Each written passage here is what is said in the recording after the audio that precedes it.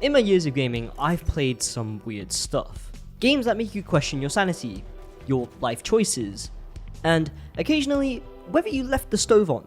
But never have I played a game so bizarre that someone walking into my office felt compelled to ask, "Is that a penis?" Hello Kakuchopurei, my name's Lickety and welcome to Loot or Leave It, the show where we take games, poke them with a stick, and see if they're worth your hard-earned cash. Today we're looking at Kaizen Gameworks' latest title, Promise Mascot Agency, or PMA. I've had the pleasure of reviewing PMA for the past few weeks on PC, and I don't even know where to begin. If I had to sum it up in a genre, it would have to be an open-world mascot management crime drama. Yeah, let that one simmer for a sec. You play as Michizane Sugiwara, or Michi for short, a Yakuza lieutenant for the Shimazu family. He was in charge of overseeing a measly 12 billion yen transaction, meant to settle a nasty bit of infighting between the Nakamura Alliance, a coalition of crime families running Kyushu, Japan. Naturally, things go sideways. Michi and his subordinate Tokihara get ambushed, and in a desperate bid to save his mate's life, Michi gives up the money. As punishment, Michi's death is faked and he's exiled to Kasumachi, a town with a charming little reputation. Any Yakuza who steps foot there is cursed to die. Lovely. But instead of keeling over, Michi is handed a new job, reviving one of the Shimazu's family's failed businesses, a mascot agency. Yes, from organized crime to marketing goofy animal suits. Talk about a career shift. But Michi isn't alone in this corporate fever dream. His assistant manager, Pinky, is one of those said mascots, and by that I mean she's a literal severed pinky. Okay, I feel like I should explain. See, in this world, mascots aren't just people in sweaty suits at theme parks. They are an entire species. Actual, living, breathing entities with feelings, jobs, and aspirations, and in some cases, supernatural abilities. Where humans have actors, singers, and idols, mascots have their own version of fame, and thus the Mascot Agency exists to manage these misfits and weirdos. So, if you can get past the absolute fever dream of a premise, Promise Mascot Agency is actually weirdly enjoyable. Now, I'm not exactly a seasoned veteran when it comes to management sims. My experience is mostly limited to running theme parks into the ground and downloading mods on the sims to spice things up. But what I do appreciate is when a game dares to be different. And PMA, yeah, it's different, alright. PMA is weird, but just the right kind of weird. For starters, the game's dialogue plays out like a visual novel, which is a nice touch, but then there's the open world bit, where you never actually leave your trusty K-truck. You just are the truck. And sure, that sounds ridiculous, but it gets better. This truck can jump, drive across water, and even fly. Because at this point, why the hell not? If the game already has walking, talking mascots, why wouldn't the laws of physics take a backseat too? Surprisingly, it doesn't take long to get the hang of the controls. They click into place quickly, making traversal feel intuitive almost immediately. And once you unlock the ability to fly, getting around becomes an absolute breeze. Of course, with great freedom comes great potential for jank. Expect the occasional oops moment, whether it's clipping into a pole mid-flight or wedging your truck between quite literally a rock and a hard place. Thankfully, the game accounts for this with a simple fix: just hit pause and respawn. A small but much appreciated touch that keeps the momentum going without frustration. The game really starts once you get your agency license. Once you've got that, you can recruit mascots and send them out on gigs. You've got the usual management sim mechanics, keeping an eye on mascots' happiness, motivation, and life satisfaction. The whole idea is to try and get your mascot's popularity level high enough so that your mascots are very high in demand. Basically, the popularity of all your mascots determines how successful your business is. And if you're wondering why Michi actually has to do all of this, it's so that he can pay back the 12 billion yen he lost. Because without it, the head of his family is gonna die. But honestly, it's nowhere near as punishing as I expected. The game practically holds your hand throughout the entire game. For example, let's say I've got a mascot that's quite literally a sentient block of tofu, called Tofu. Yes, this is actually the first mascot you recruit. Logically, he should be great for food-related jobs, right? But say I send him to a cemetery gig. Logically speaking, he should do a worse job. But in spite of this, there's no actual penalty, just a missed bonus. I kind of expected some kind of consequence, like them getting exhausted faster, or I don't know, them becoming borderline suicidal. But no, nothing. And while that makes things much easier for management sim rookies like myself, I can imagine genre veterans growing quite bored of this aspect of the game, because it just doesn't challenge you enough. Now, let's talk about incidents. Yes, incidents, one of the best features in the game, purely because of just how ridiculous they are. See, every now and then, a mascot will run into trouble on a job, and by trouble I mean they get into fistfights with inanimate objects, stalkers, and puppies that just want to play. And when that happens, the game suddenly turns into a card-based battle system where you have to recruit mascot support heroes, people from your journey who save your mascots from certain doom. You spend a chunk of your time running around town recruiting these mascot support heroes, and these said support heroes are from all walks of life, quite literally and disturbingly.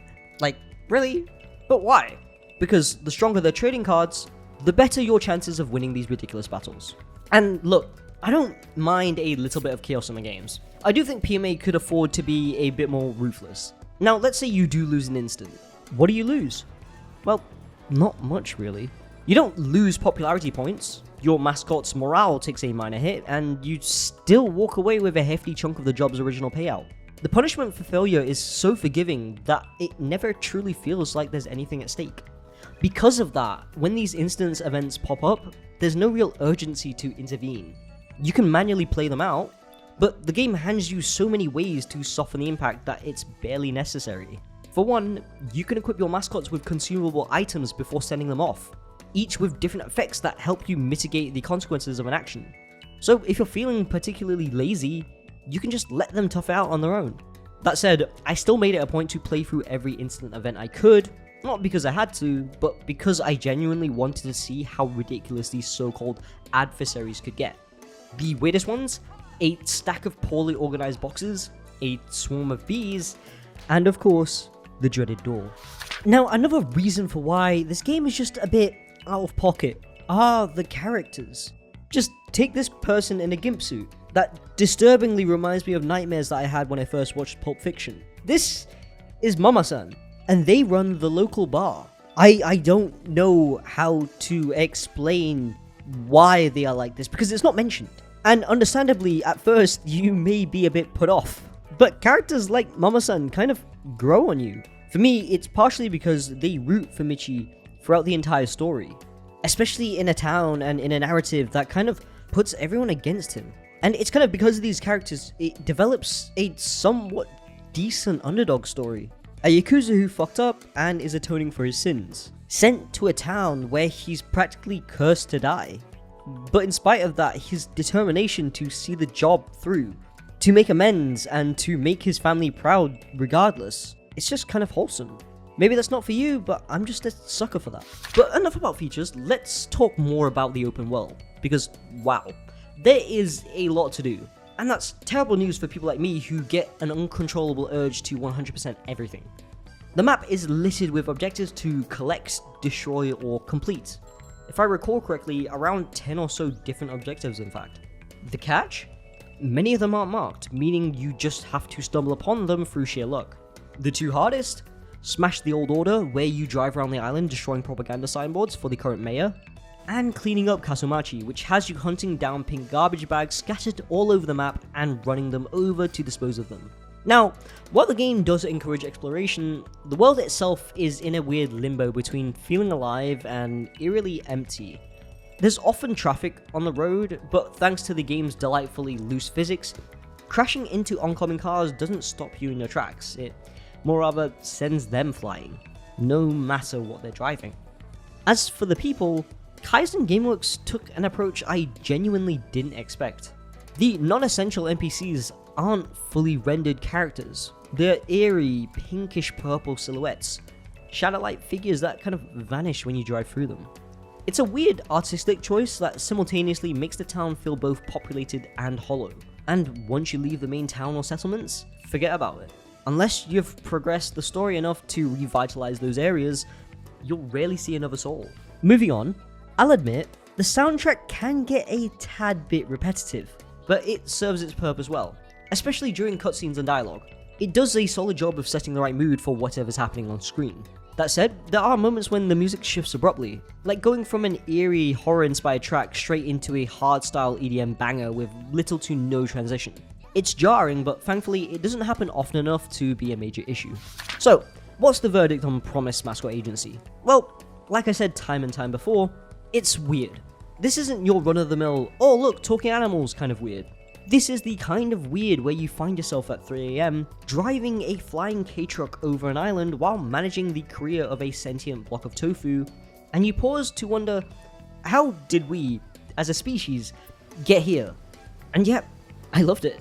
Promise Mascot Agency is far from the most polished and tightest management sim out there, nor is it trying to be. It's messy, chaotic, and at times completely unhinged. But that's exactly what makes it so endearing.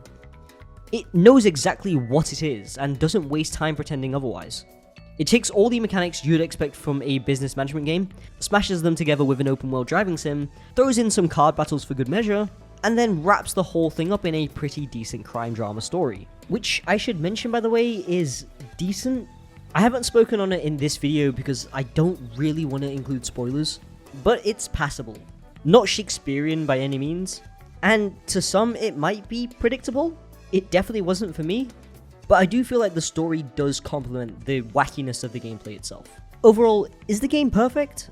Absolutely not. The difficulty is laughably forgiving, the open world activities can feel a bit scattered, and half the time I was just playing to see what batshit crazy thing would happen next rather than feeling like I was actually running a business. But you know what? I respect a game that goes all in on an idea, no matter how absurd it is. So, should you play it?